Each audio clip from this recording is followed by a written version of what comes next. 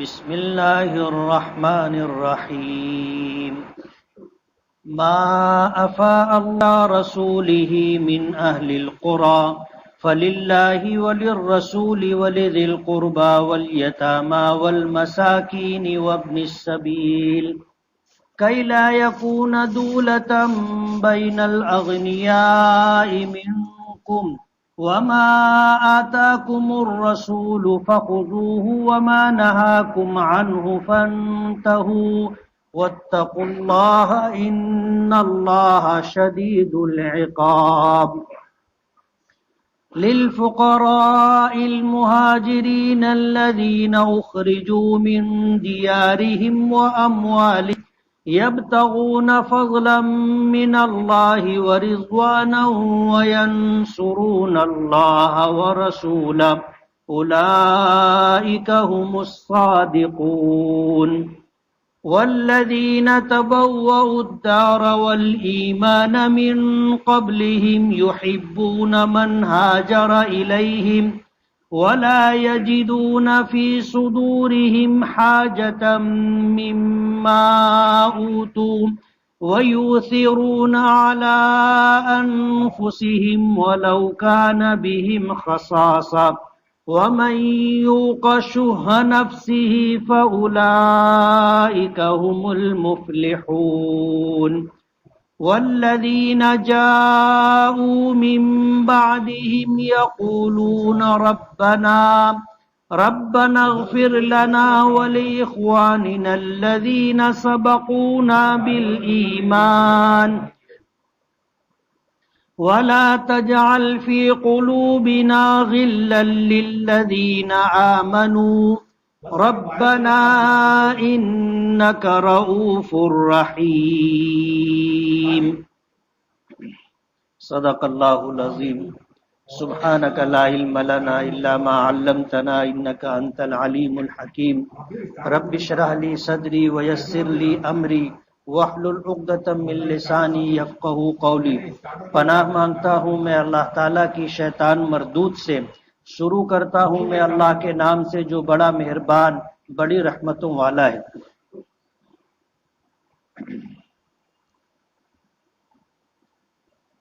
جو مال اللہ نے اپنے رسول کو عطا کیا بستی والوں کے مال میں سے، پس وہ اللہ کے لیے ہے اور رسول کے لیے ہے اور قریبی رشتہ داروں کے لیے ہے، یتیموں کے لیے، مسکینوں کے لیے اور مسافروں کے لیے ہے، تاکہ وہ مال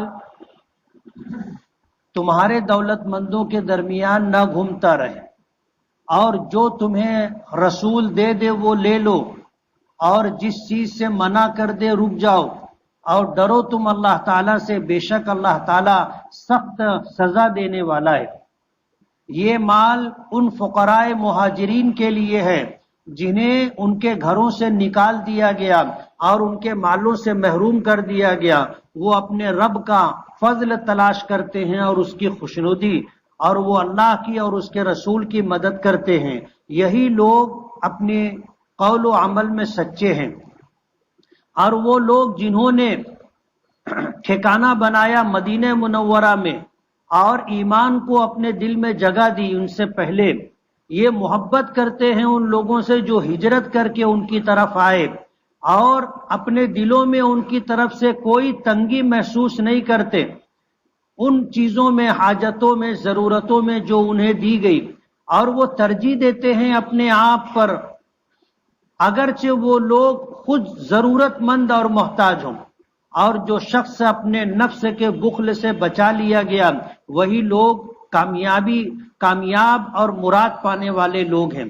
اور وہ لوگ جو ان کے بعد آئے وہ کہتے ہیں کہ اے ہمارے پروردگار ہمیں بخش دے اور ہمارے بھائیوں کی مغفرت فرما جو ہم سے ایمان میں سبقت لے گئے، اور ہمارے دلوں میں ان لوگوں کے لیے جو ایمان لائے کینہ نہ رکھ.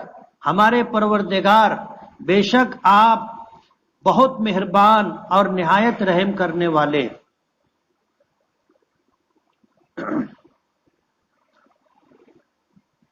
یہ سورہ حشر کے پہلے رکوع کی کچھ آیتیں ہیں.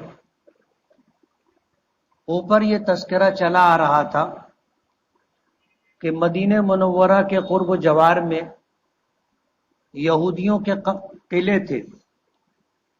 یہ یہودی وہ تھے جو اپنی کتاب توریت کی پیشن گوئیوں کے پیش نظر اللہ کے آخری نبی کے انتظار میں مدینہ منورہ آ کر بس گئے تھے. مال و دولت میں بہت مضبوط تھے تو انہوں نے اپنے قلعے بنا لیے تھے. قبیلے بنو نذیر ہے، ان کا اپنا قلعہ تھا. بنو قینقاع ہے، ان کا اپنا قلعہ تھا. بنو قریظہ ہے، ان کا اپنا قلعہ تھا.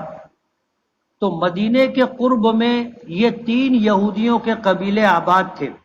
اللہ کے رسول صلی اللہ علیہ وسلم بجائے بنی اسرائیل کے حضرت ابراہیم کے پہلے بیٹے حضرت اسماعیل کی اولاد میں تشریف لائے تو یہودیوں کو یہ بات ناگوار گزری اور آخری نبی جناب رسول اللہ صلی اللہ علیہ وسلم کی نبوت و رسالت کو قبول کرنے سے انکار کیا. اہل مدینہ قبیلے اوس و خزرج کے لوگوں نے سن رکھا تھا یہودیوں کی زبانی کہ ایک آخری نبی آئے گا، مدینہ منورہ اس کا دارالہجرت ہوگا. جب وہ آئے گا تو ہم اس کے ساتھ ہوں گے اور جو ان کے ساتھ ہوگا ان کے ساتھ اللہ کی مدد ہوگی. تو ہم تم پر غالب رہیں گے، تم مغلوب رہو گے، محکوم رہو گے. یہ بات بارہا قبیلے اوس و خزرج کے لوگ جو مدینے کے اصل باشندے تھے سنا کرتے تھے. انہوں نے شبقت کی، حج پر آئے، اللہ کے رسول کے ہاتھ پر ایمان قبول کیا. پھر اس کے بعد دوسرے سال اور زیادہ لوگوں نے ایمان قبول کیا اور پھر اللہ کے نبی صلی اللہ علیہ وسلم کو مدینہ منورہ آنے کی دعوت دی.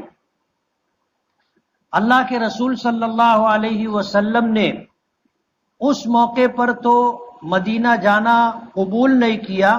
وجہ اس کی یہ تھی کہ اللہ کے نبی ہوں اور رسول ہوں وہ اس وقت تک اپنا مستقر جہاں رہتے ہوں، جہاں مبعوث کیے گئے، اس بستی کو نہیں چھوڑ سکتے جب تک اللہ کی اجازت نہ ہو.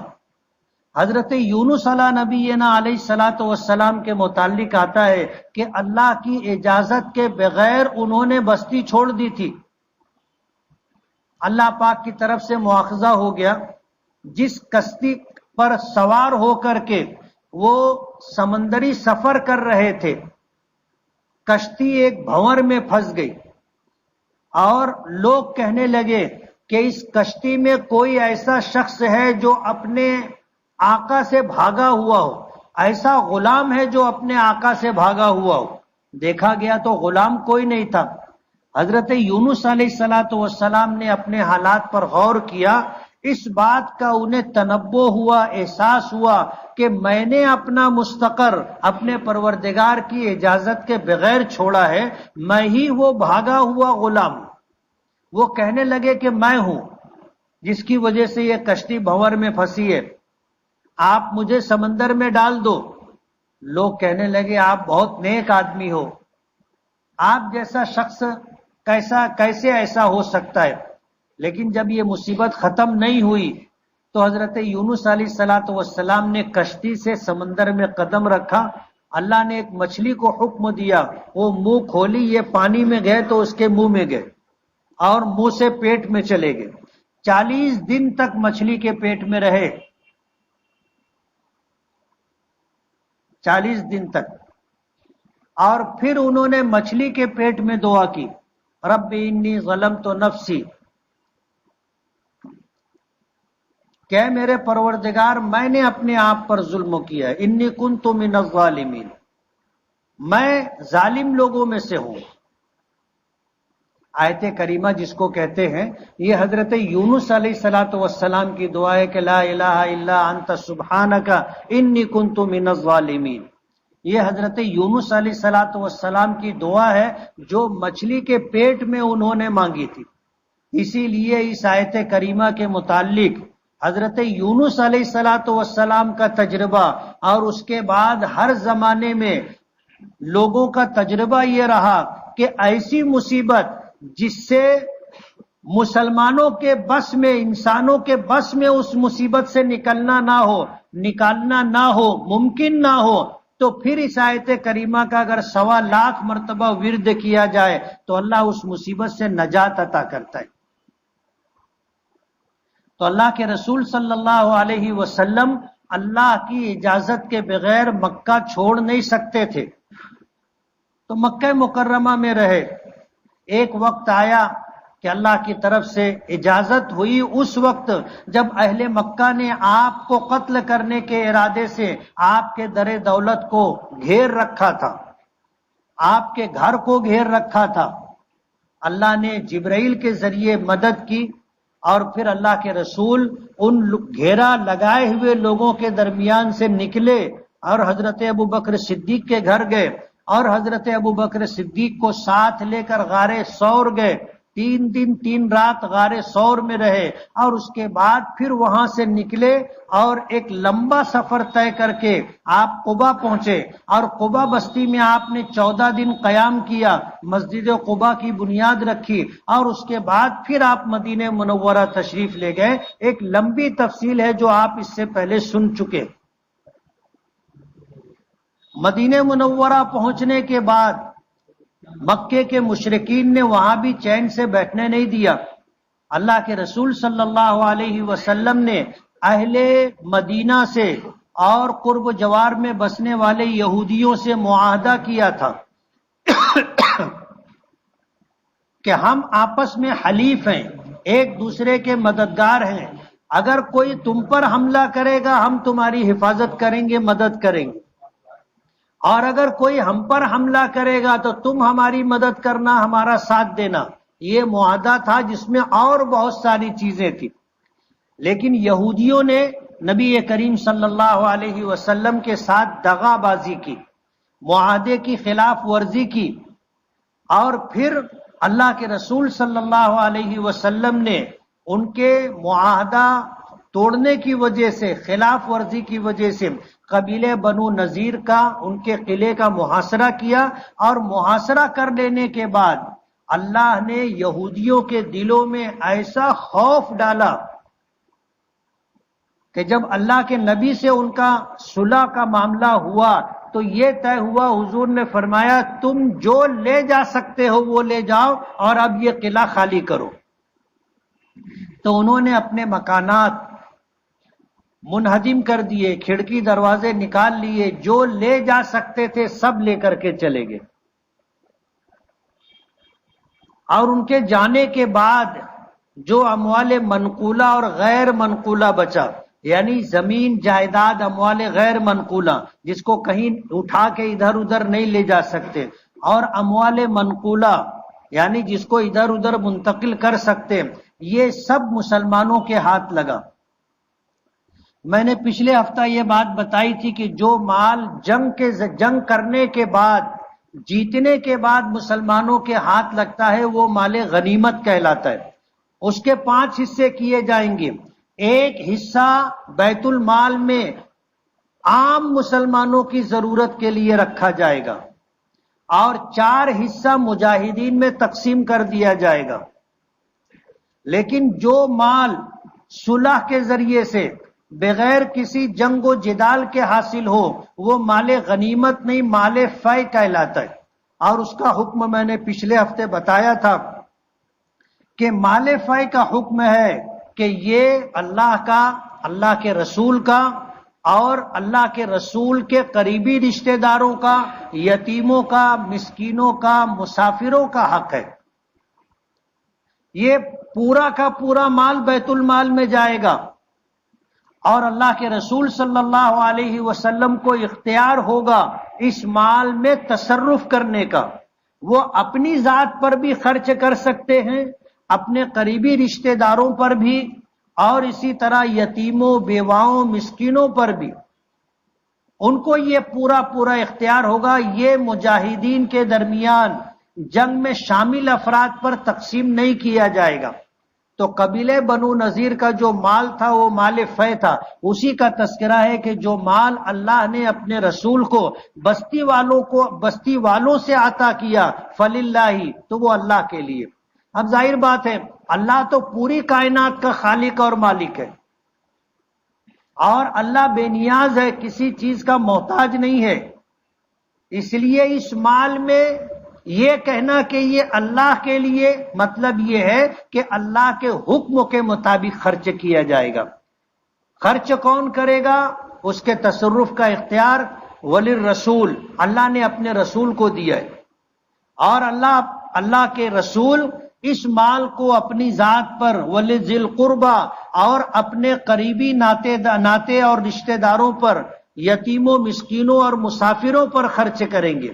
اور یہ حکم اللہ نے اس لیے دیا کہ یہ مال تمہارے دولت مندوں کے تصرف میں نہ رہے، انہی کے درمیان نہ گھومتا رہے کہ مالدار تر ہوتے رہیں، غریب تر ہوتے رہیں، ایسا نہیں۔ یہ مال غریبوں کا حق ہوگا، مالداروں کا نہیں۔ پھر اللہ نے فرمایا وَمَا آتَاكُمُ الرَّسُولُ فَخُذُوهُ، جو مال تم کو، جو احکامات اللہ کے رسول تم کو دے دے اسے لے لو، اسے تھام لو، اس کے مطابق عمل کرو۔ وَمَا نَهَاكُمْ عَنْهُ فَانْتَهُوا، اور جس چیز سے منع کر دے رک جاؤ۔ وَاتَّقُوا اللَّهَ، اللہ سے ڈرتے رہو، بے شک اللہ تعالیٰ سخت سزا دینے والا ہے۔ یہ مال ان ضرورت مند مہاجرین کے لیے ہے جنہیں اللہ کے رسول کے اور اہل ایمان کے دشمنوں نے انہیں گھروں سے نکال دیا، ان کے مالوں سے ان کو محروم کر دیا۔ ایسے ہجرت کر کے آنے والے ضرورت مندوں کے لیے ہوگا مال فے۔ یہ وہ لوگ ہیں جو اللہ کا فضل تلاش کرتے، اور یہ لوگ اللہ کی خوشنودی چاہتے ہیں، اور اللہ اس کے رسول کے مددگار ہیں۔ اللہ پاک فرماتے ہیں اولئک هم الصادقون، یہی لوگ اپنے قول و عمل میں سچے ہیں۔ اور پھر فرمایا کہ وہ لوگ جنہوں نے مدینے کو اپنا ٹھکانہ بنایا، یعنی قبیلے اوس و خزرج کے لوگ جو مدینے کے اصل باشندے تھے، والایمان من قبلہم، اور ایمان کو اپنے دل میں جگہ دی ان سے پہلے، یعنی ان مہاجرین کے ہجرت کر کے آنے سے پہلے مدینے کو جن لوگوں نے ٹھکانہ بنایا اور اپنے دل کو ایمان کی جگہ بنایا، یہ وہ لوگ ہیں یحبون من ہاجر الیہم، یہ لوگ ہجرت کر کے ان کی طرف آنے والوں سے محبت کرتے۔ ولا یجدون فی صدورہم حاجۃ مما اوتوا، اور ان مہاجرین کو جو مال اللہ کے رسول دے دیتے ہیں اس کی وجہ سے اپنے دل میں تنگی محسوس نہیں کرتے، حسد اور کینہ نہیں رکھتے، جلتے نہیں ہیں کہ ہم کو نہیں دیا ان کو دے دیا۔ وَيُسِرُونَ عَلَىٰ أَنفُسِهِمْ وَلَوْ كَانَ بِهِمْ خَصَاصَةٌ، اور یہ لوگ اپنے اوپر ان ہجرت کر کے آنے والے مہاجرین کو ترجیح دیتے۔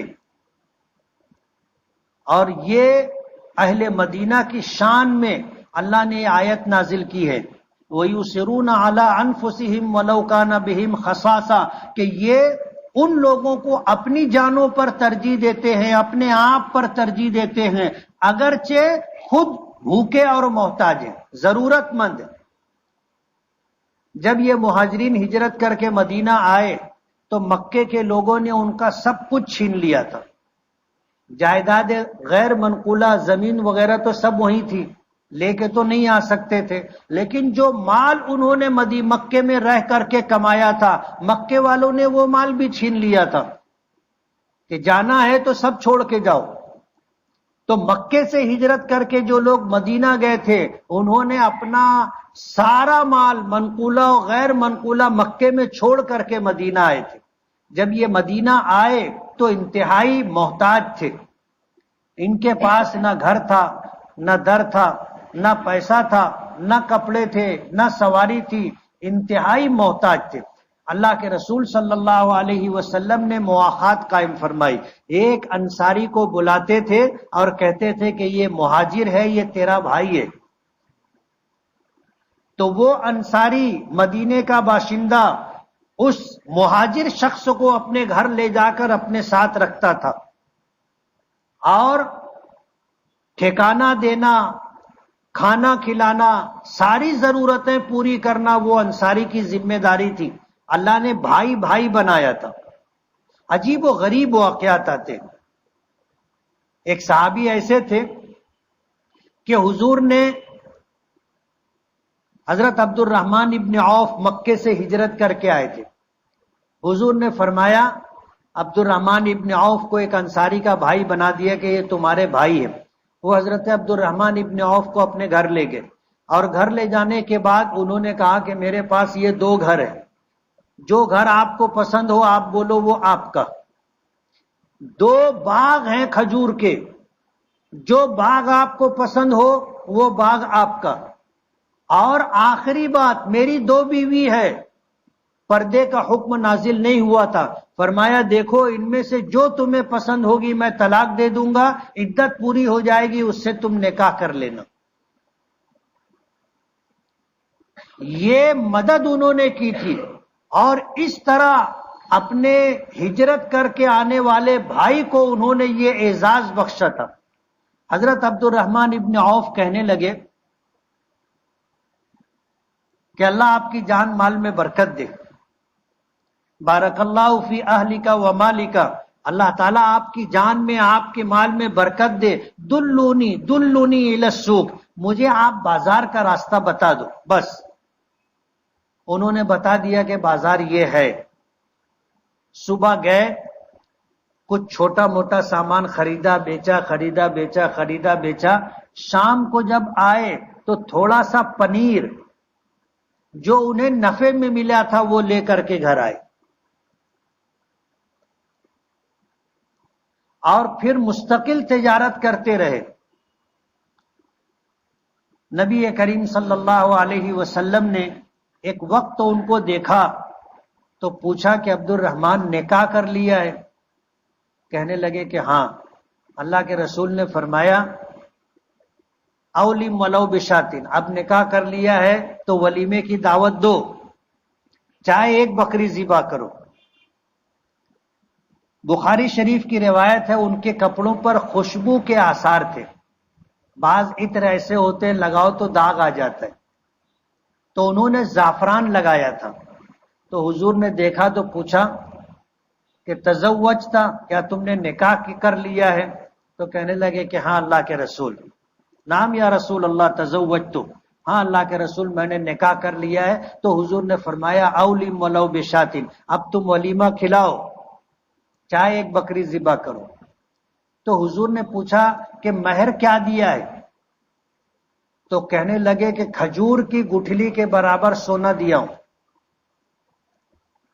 اور پھر تجارت کرتے رہے اور جب ان کا انتقال ہوا تو ان کے نکاح میں 4 بیویاں تھیں. کتنی بیویاں تھیں؟ 4 بیویاں تھیں. اور اس زمانے میں جب ترکہ تقسیم ہوا تو بیوی کو 8واں حصہ ملتا ہے. مرنے والے شوہر کی اگر اولاد ہو تو بیوی کو 8واں حصہ ملتا ہے. 1 بیوی ہوگی تو پورا 8واں حصہ لے گی. 2 بیویاں ہوں گی تو یہ 8واں حصہ دونوں میں آدھا آدھا تقسیم ہوگا. 3 بیویاں ہوں گی تو یہ 8واں حصہ تینوں میں برابر 3 حصے کر کے دیے جائیں گے. اور 4 بیویاں ہوں گی تو یہ 8واں حصہ 4 حصوں پر بٹے گا اور ہر بیوی کو 1 حصہ ملے گا. بخاری شریف میں آتا ہے کہ اس زمانے میں ان کی 4 بیویوں کو 50 لاکھ درہم ملے تھے. کتنے؟ 50 لاکھ درہم. 1 بیوی کو 12.5 لاکھ درہم ملے تھے. سونا اتنا تھا کہ ان کی اولادوں کے درمیان کڑھاڑی سے کاٹ کر کے بانٹا گیا تھا. ایک موقع تھا کہ مدینے میں قحط سالی تھی. حضرت عبد الرحمن ابن عوف کا ملک شام سے تجارتی قافلہ چلا. پہلا اونٹ مدینے میں داخل ہو رہا تھا، آخری اونٹ جو قطار کا تھا وہ ملک شام میں تھا. اتنا گیہوں انہوں نے مدینہ پہنچایا تھا. قحط سالی تھی، مدینے میں بھگدڑ مچ گئی، شور ہوا. تو یہ حضرت عائشہ رضی اللہ تعالی عنہا نے پوچھا کہ کیا بات ہے؟ لوگوں نے بتایا کہ عبد الرحمن ابن عوف کا تجارتی قافلہ غلہ لے کر کے مدینہ آیا ہے اور اہل مدینے کو غلے کی ضرورت تھی. حضرت عائشہ صدیقہ رضی اللہ تعالی عنہا نے فرمایا کہ رحم اللہ علی عبد الرحمن، اللہ تعالیٰ عبد الرحمن ابن عوف پر رحم فرمائے۔ یہ جملہ چلتا ہوا لوگوں کی زبانی عبد الرحمن ابن عوف کے کانوں تک پہنچا۔ حضرت عبد الرحمن ابن عوف نے جب یہ جملہ سنا تو حضرت عائشہ کی خدمت پہ آئے، پردے کے پیچھے سے پوچھا کہ امی جان آپ نے یہ بات کہی ہے؟ تو حضرت عائشہ نے فرمایا کہ ہاں۔ کہنے لگے کیوں؟ ہمارے لیے تو یہ دعائیہ جملہ ہے نا، ہم لوگ کہتے ہیں اللہ آپ پر رحم کرے، لیکن اہل عرب کا تعامل ہے کہ یہ جملہ ایسے موقع پر کہا جاتا ہے جب جس کے بارے میں کہا گیا اس کے بارے میں کچھ نہ کچھ نگیٹو بات ہوتی ہے۔ حضرت عبد الرحمن نے پوچھا کہ آپ نے میرے لیے یہ جملہ کہا ہے؟ کہا کہ ہاں۔ تو انہوں نے پوچھا کہ ام المومنین بات کیا ہے؟ تو حضرت عائشہ صدیقہ رضی اللہ تعالی عنہا نے فرمایا کہ میں نے اپنے آقا جناب رسول اللہ صلی اللہ علیہ وسلم سے سنا ہے کہ مالدار آدمی غریب آدمی مالدار آدمی کے مقابلے میں 500 برس پہلے جنت میں جائے گا۔ تم مالدار ہو۔ حضرت عبد الرحمن ابن عوف نے جب یہ بات سنی تو پورا غلہ جو ہزاروں اونٹ پر مشتمل تھا سب اہل مدینہ میں مفت تقسیم کر دیا۔ ایسے دولت مند ہوئے، اور اللہ دینا چاہے تو ایسے ہی دیتا ہے، چھپر پھاڑ کر کے،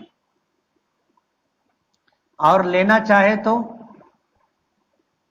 پھر زمین پھاڑ کے لے لیتا نا، سارا مال اندر۔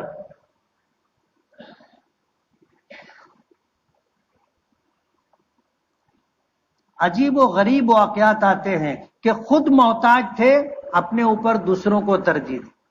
اللہ کے رسول صلی اللہ علیہ وسلم کا معمول تھا کہ اگر کوئی مہمان آپ کے پاس آتا تو آپ اپنے گھر سے کھانا منگوایا کرتے تھے۔ کبھی ایسا بھی ہوتا تھا کہ اب حضور کے گھر میں کچھ نہیں تو پھر کسی کو بلاتے تھے اور بلا کر کے کہتے تھے کہ یہ میرا مہمان ہے، یہ تمہارا بھی مہمان ہے، اسے گھر لے جاؤ، کھانا کھلاؤ۔ ایک موقع پر ایک مہمان آ گیا، حضور نے ایک انصاری کو بلایا اور فرمایا کہ یہ مہمان ہے، انہیں گھر لے جاؤ، کھانا کھلاؤ۔ حضور کے گھر پر کچھ نہیں تھا، وہ گھر لے گئے، خوش ہو کر کے بیوی سے کہنے لگے کہ سن تو، آج اللہ کے رسول نے اپنا مہمان ہمیں دے دیا ہے۔ خوشی خوشی یہ بات بتائی، بیوی چپ رہی، اور پھر شوہر کو بلا کر کے چپکے سے کہا کہ اپنے گھر میں صرف بچوں کا کھانا ہے، نہ تمہارے لیے ہے نہ میرے لیے ہے، کیسے کریں گے؟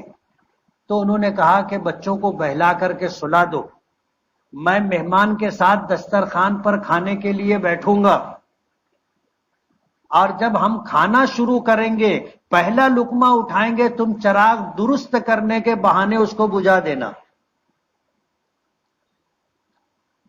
ایسا ہی ہوا، انہوں نے ایک لقمہ منہ میں رکھا اور اخیر تک چباتے رہے آواز کے ساتھ، اور مہمان نے کھانا کھا لیا۔ قرآن کریم کی آیت نازل ہوئی جس کی میں نے ابھی تلاوت کی کہ یوسرون علی انفسہم ولو کان بہم خصاصہ، خود بھوکے ہیں لیکن اپنے اوپر دوسروں کو ترجیح دیتے۔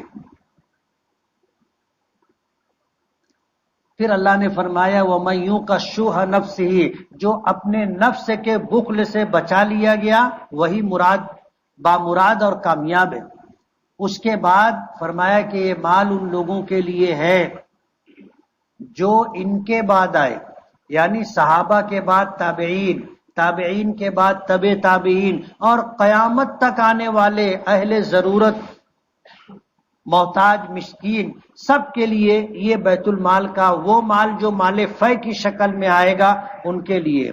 فرمایا کہ وہ لوگ جو آئے ان کے بعد وہ کہتے ہیں ہمارے پروردگار ہمیں بخش دے، اور ہمارے ان بھائیوں کو بھی بخش دے جو ہم سے پہلے ایمان میں گزر چکے، اور کسی ایمان والے کے لیے ہمارے دل میں کینہ نہ رکھ، اے ہمارے پروردگار بے شک آپ بڑی نرمی والے اور بہت مہربان۔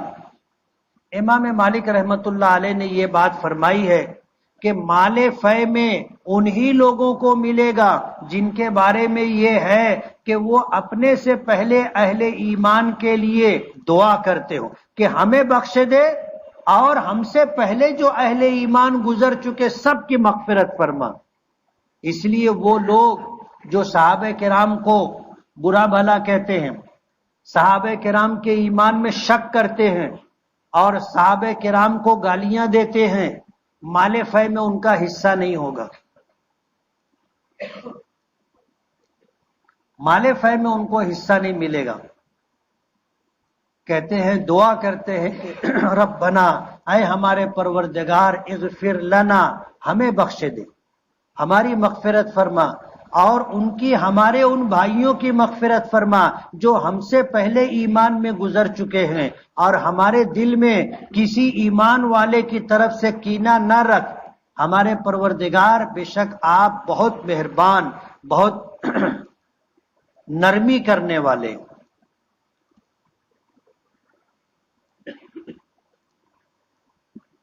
بسم اللہ الرحمن الرحیم، الحمد للہ رب العالمین۔